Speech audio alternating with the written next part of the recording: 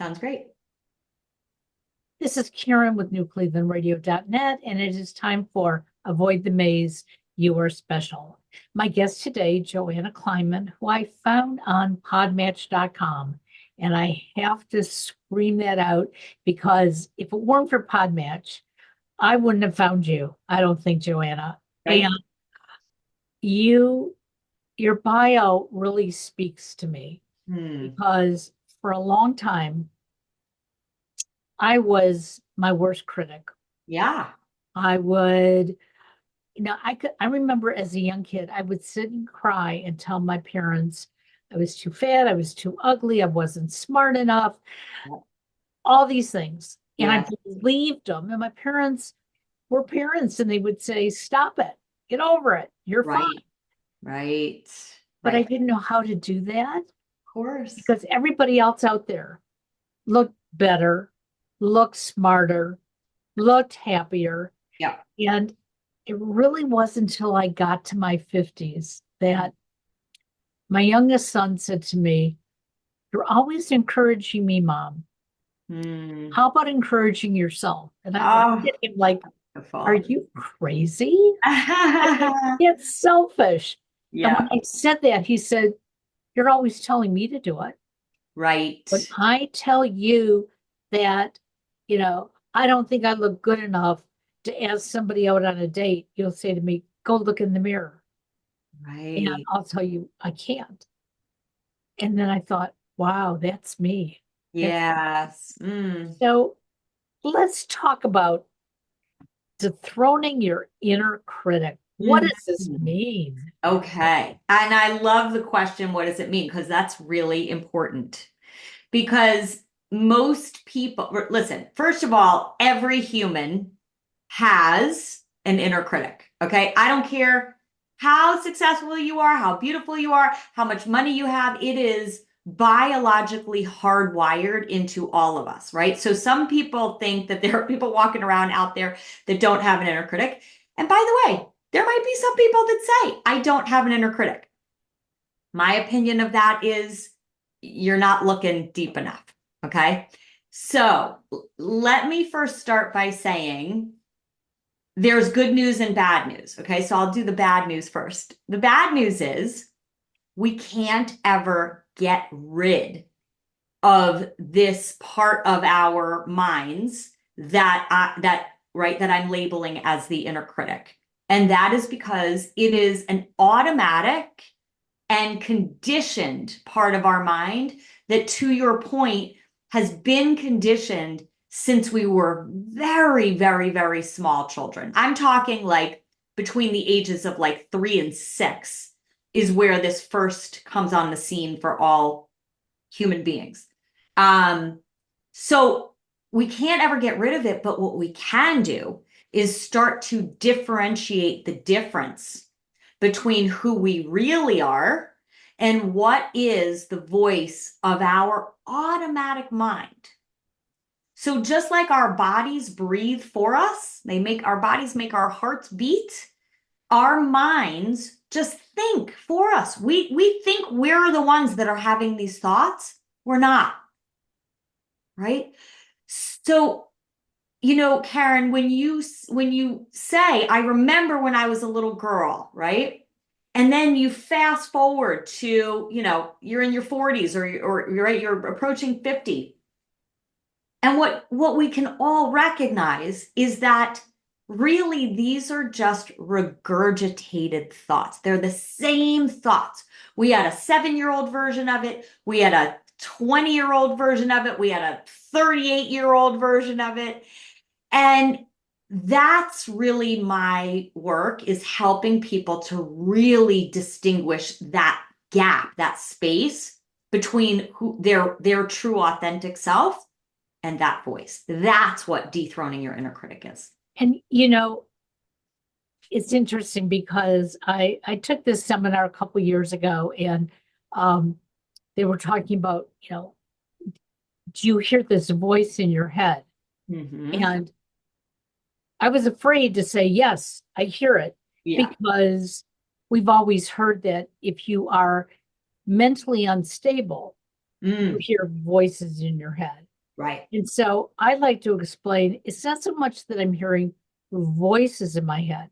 Yeah. I'm having these memories of things that I learned along the way. Yes. Some of them I captured young at a younger age and said, hey, I either don't believe it Yeah. or yes, I do believe it. And it grew, or Yes. just tried to ignore it, but then it keeps rearing its ugly head. Yes. And like I said, the day that my son said that to me, Mm. it was like, you're so right.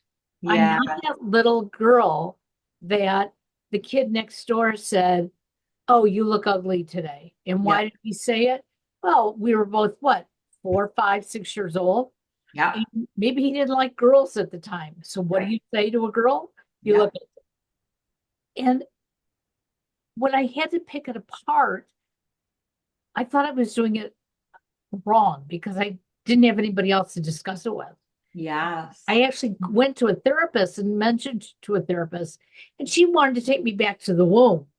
And I'm like, Yes. Yes. no, no, no, no. Nope. Nope. You know, Nope. how can you tell me to take this message that I don't want to believe anymore Yes. and just pack it away? Right. So I wholeheartedly agree with you that we do not need to go back and analyze and revisit and dissect our past. Okay. The only thing to understand is that for all of us, the reason why this starts so young is, you know, we're hardwired for survival. Okay. So when we're between the ages of about 3 and 6 years old, that's when we're trying to figure out how we belong, how we matter, how we're important in our family of origin. Okay. It's again, it is innate within all of us. And there always comes a point where, in some way, we as little children experience that first moment of something's not okay. Now, we're very little girls and little boys.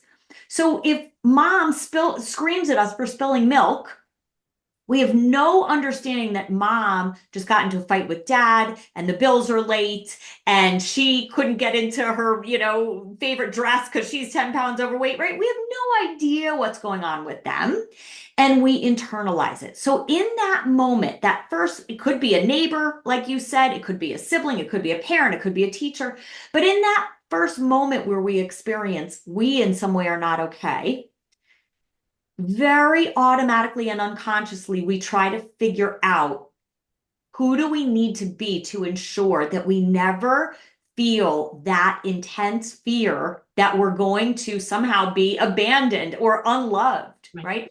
And this is how we become certain parts of our personality. We become the people pleaser. We become the smart one. We become the funny one. We become the caretaker. We become the independent one. Whatever it is, that gets imprinted early on. So again, we don't need to go back and dissect the past, but we need to start understanding that those patterns are continuing today so that in our adult lives, we're so consumed with needing to make sure that everybody sees us as, good enough and competent. And when it's interesting, Karen, when I start, doing this work with the people in my Mastering Your Mind program, and they really start looking at who they want to feel valued and important and matter.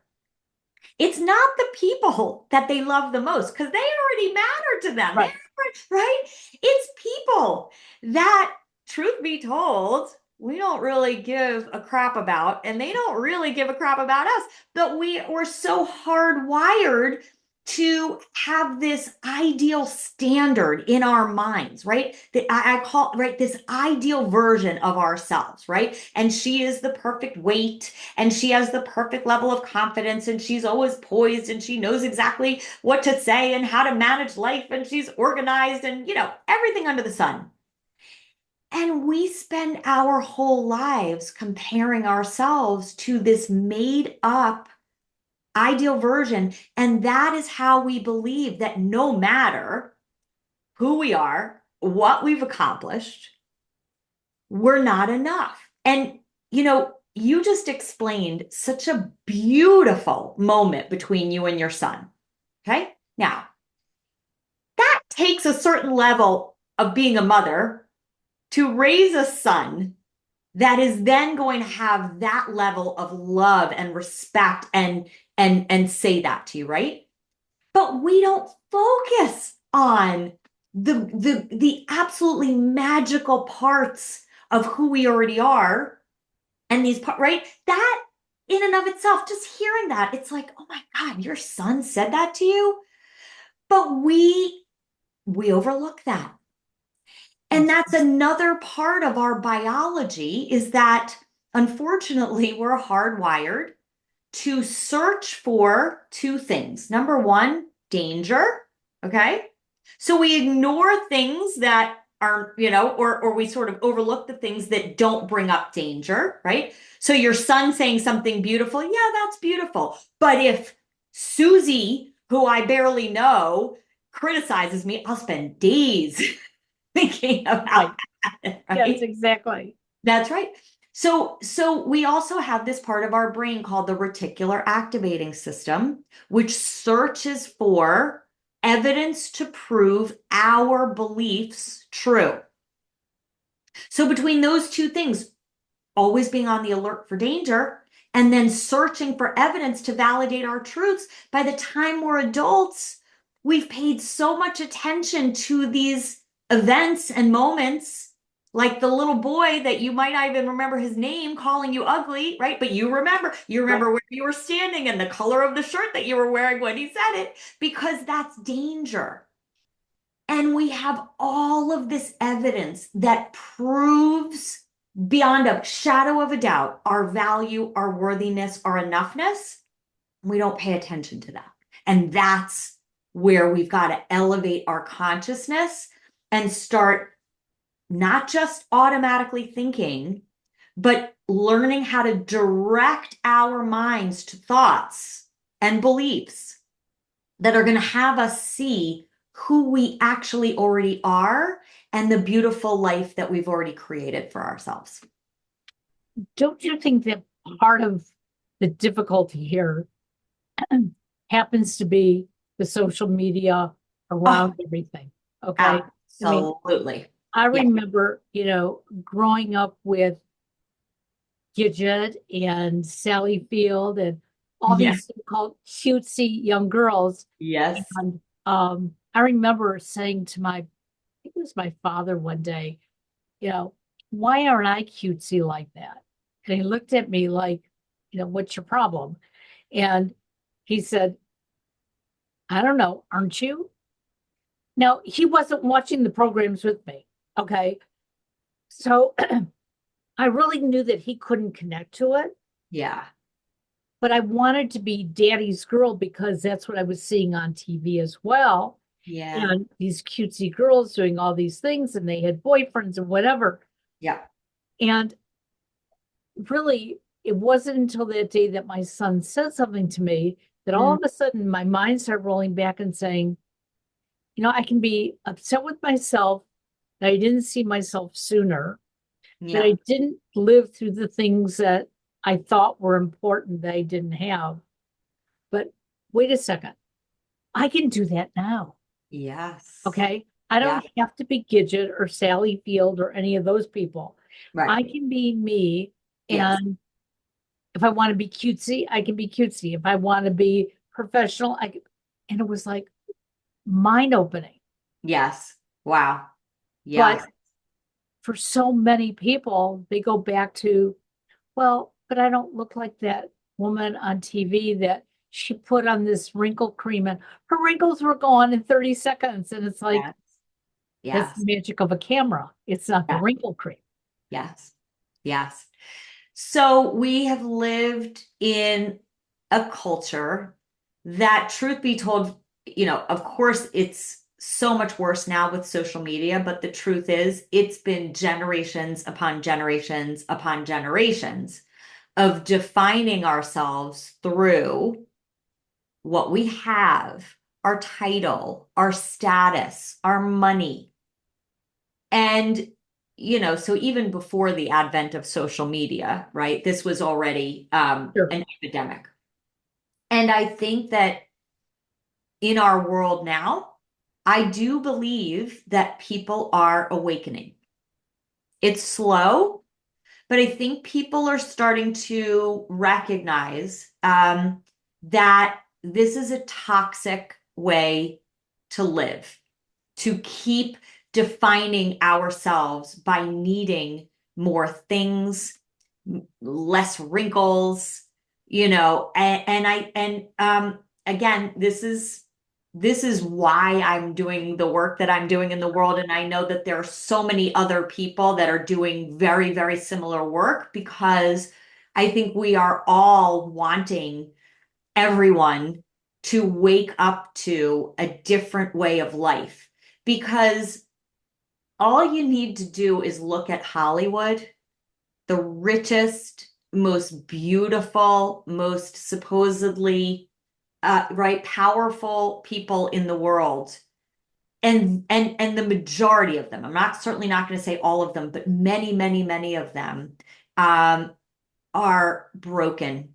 Yes. And so we have to wake up to this hamster wheel of striving and proving and believing that our worthiness lives out there outside of ourselves. And that once we get there, right? Once we make the money or lose the weight or get the relationship or be a mother or get to the CEO position or whatever it is, that's going to finally be the thing, because it is never, ever, ever the circumstances of our lives that define our experience. It is our thoughts about our circumstances. And people are not taught that. And so most people truly do believe it is their circumstances, and that getting to the next set of circumstances is going to fix it. Which is why you often find people that look like they're on top of the proverbial mountain. They have really spent their whole lives getting there. And then they get to the top of the mountain and yeah, they've got a lot of stuff. And they've got a lot of money and they've got a lot of houses and a lot of cars, but they leave a trail of dead bodies, and their relationships are broken and they're estranged from their children. And the quality of our life is really only defined by one thing, and that is the quality of our relationships, starting with the most important relationship, which is our relationship with ourselves. And that's it. It's interesting because my youngest son, the one who saw through me, he was a neurotypical little boy. Mm-hmm. And at 6 years old, he was sitting in his first grade class. The fire alarm went off. He couldn't handle the noise. He went underneath his desk and hid. Within 24 hours, we got a call from the school, and you got to go get him diagnosed. We believe he's on the autism spectrum.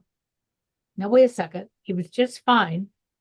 The fire alarm is the first thing, and we knew that loud noises bothered him, and it was in his school report. Well, needless to say, he was diagnosed as high functioning on the autism spectrum. Mm-hmm. But the school and everybody else defined us. Yes. And we pulled that in. Yep. And until he graduated college, I was the mother of an autistic child, even though 99% of the people who met him would have had no idea. Right. Right. And so my whole life was being devoted to that subject. Yes. And he graduated college. He got a job that he liked. It wasn't full time. And he came home almost in tears and said, "This is what I want to do. Can I still live at home?" And it was like, "I'm so proud of you. You're Yeah. doing what you want to do." Oh, that's great. I couldn't have told that to my parents. My Yes. parents said, "Go get a job, and there's the door." Yeah. Yeah.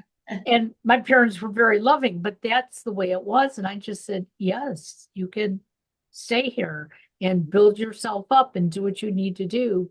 Yeah. And that was part of my beginning before he said anything. That, Yeah. wait a second. Yes, I may be the mother of a child that is on the spectrum, but that's only one little piece of me, because I Absolutely. have another child who is not on the spectrum. And that's when I started piecing it together. It's like, Yeah. look at this bucket that I have. Yes. I am all these pieces. But for 18 years, I held on to this one because I thought that's who I had to be. That's right. That's right. So, how do you help your clients? And I see it's called the unique mind method. Mind method. Yes. And explain that to me, because I'm sure that probably would have helped me. Yeah. Yes. So the mind method is it is a methodology that helps people really decipher between who they've always believed that they are versus who they really are. So the M step of the mind method is meet your automatic mind. And this is where you are simply observing everything that your automatic mind says about you, about your life, about your spouse, about your children, about your career. You just really get intimately familiar with the voice of your automatic mind. Now, how do you do that? Well, that leads us to the I step. The I step is investigate the indication signs. I call those the blinking red lights that alert you that you're being hijacked by your automatic mind. So those are the emotions, those heavy emotions, the body sensations, and the behaviors. So, the times where kind of maybe you want to isolate, right? And it's not because, you're doing it for self-care. It's because, you're sick of people and you're done with people. Or maybe you want to fire off a nasty email to somebody, or you want to, down a few glasses of wine, or right, or you're just feeling a heaviness or a sluggishness, or it could be even worse, right? It could be an experience of anxiety or depression, right? On an extreme scale. But these are all blinking red lights that you are uh, interconnected to that automatic mind and believing the thoughts. Okay. So the M and the I step go kind of hand in hand.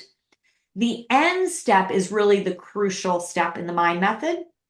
The N step is neutralize the never ending message. Okay.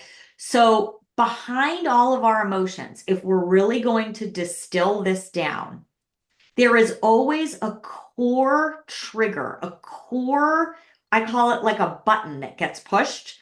And it's some version of, in some way, I'm not enough. So you know what? I'll use my own life as an example, right? Right. When I was raising my three children, my oldest is now 23. When he was young, he suffered from a lot of anxiety. And of course, that's hard to, right? Just like you were Right. talking about, that's hard to watch as a mom. And I did a lot of things to try and fix it and change it and encourage it. And, we went to therapists and all that, right? We did all the things. But if I really looked underneath at why that was so hard for me, the truth was I automatically believed that in some way I wasn't being a good enough mom. Because if I were a good enough mom, he wouldn't be suffering. That's just one tiny example. So we assign a lot of meaning to almost everything in our life. And if we really distill it down, we'll get to the same core, never ending message. And again, that never ending message defined us at 7, it defined us at 17, it defined us at 27, it defines us now. Again, we don't need to dissect the past, but we need to understand that at the heart of our deepest core pain is always the same never ending message. The D step is design your life. So when you are able to, moment by moment by moment, put your automatic mind right here on the palm of your hand, anytime you're triggered, anytime you're upset, anytime you're, feeling one of these indication signs, you can clearly see the thoughts and beliefs that you are buying into, Right. the emotions, body sensations, and behaviors that those thoughts and beliefs are creating, and the never-ending message that's underneath it. In that moment, you can unhook yourself from that automatic mind and intentionally direct your mind to a very different thought. Okay. So a thought like, you know what? I'll use myself as an example. My son is on his own journey, and my only job as his mom is to love him. And I have trust that he will know how to navigate this and figure it out. And when I started doing that, when he was about 14, 15 years old. I started to let go. I started to let go of my worry and my fear and my overfunctioning. And truth be told, my relationship with him got better. His relationship with himself got better. He started to be able to tune into a part of himself that I was suppressing without even knowing it because of my fear and my worry. Right.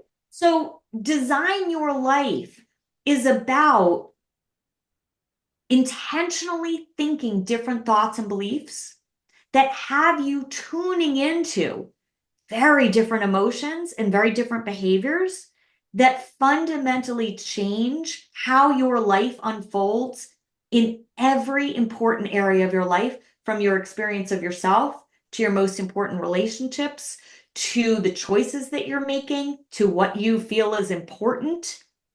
And I will say that, I have a program called Mastering Your Mind. I teach it to people all over the world.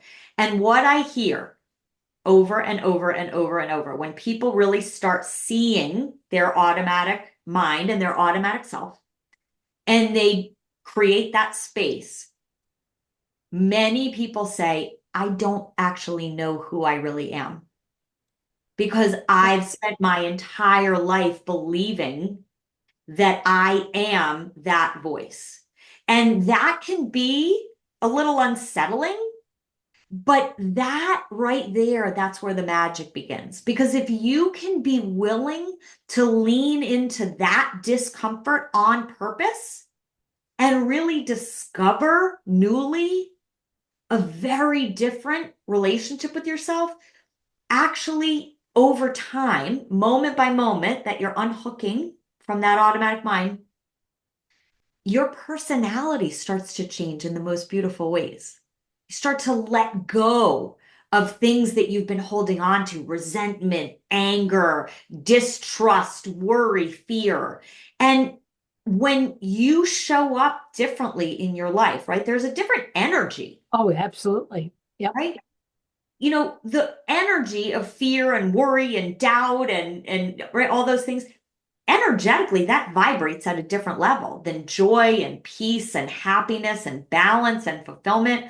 And so when you start to vibrate energetically differently in your body, you actually start to attract different people in your life, different experiences.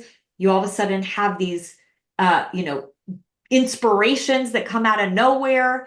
And I've seen people over and over and over again, when they start to do this work, and it happens relatively quickly, which is so mind-blowing to watch, their lives start to shift. People take on new careers. They take on new hobbies. They leave marriages that they've been in for a long time and they've known they've needed to leave, right? Or they let friendships go, or they just start shifting who they're being. And that's really the power of the D step, is that it's not in what you do that changes your life. It's actually in letting go that your life starts to shift.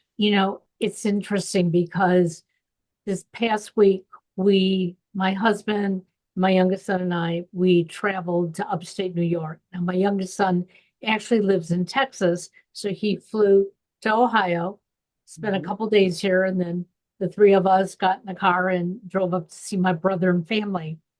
Now, in the past, my husband and son have this, well, they're both on the spectrum.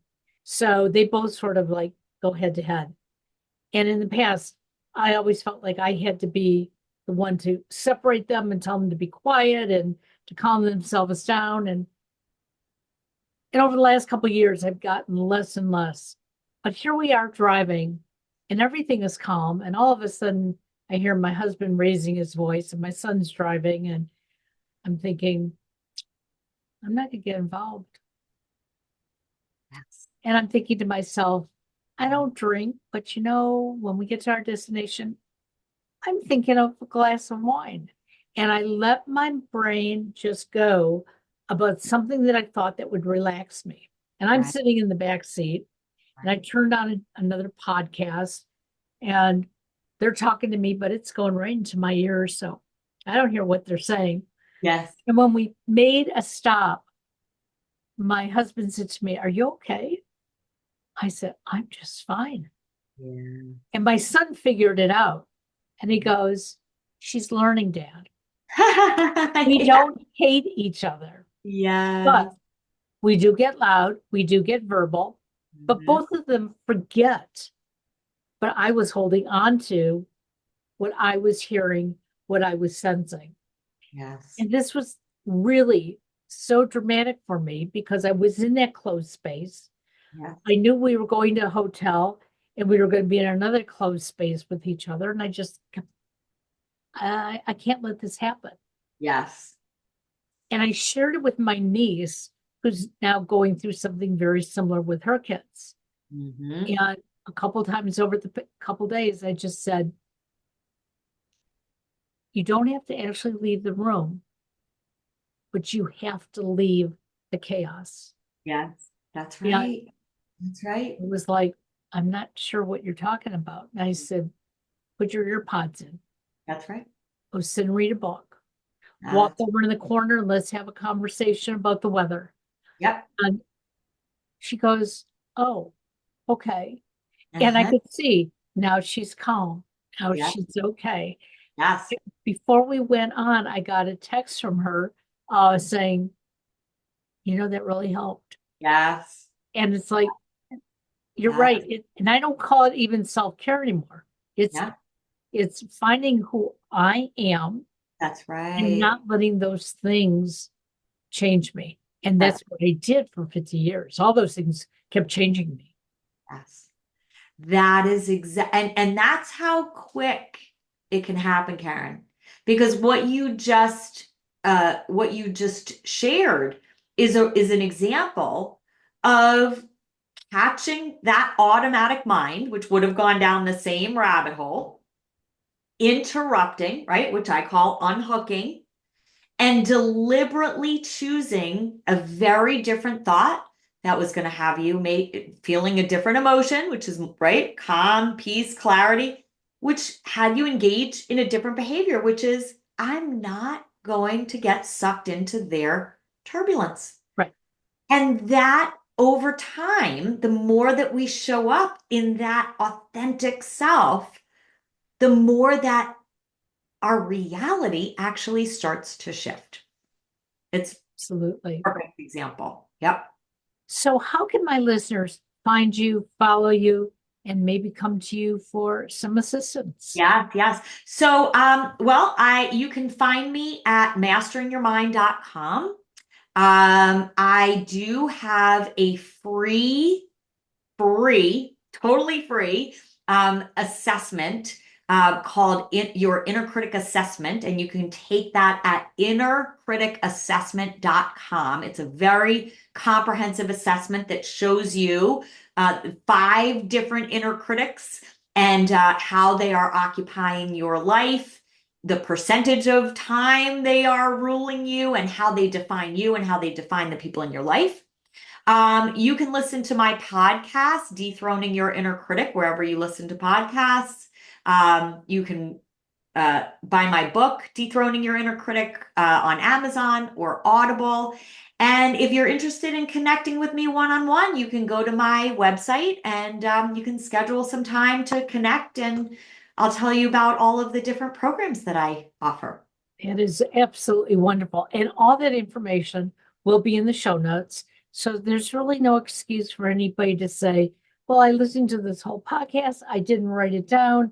Well, number one, you can go back and listen to the podcast again if you want, or just go to the show notes. And all of Joanne's information will be there. And thank you so much.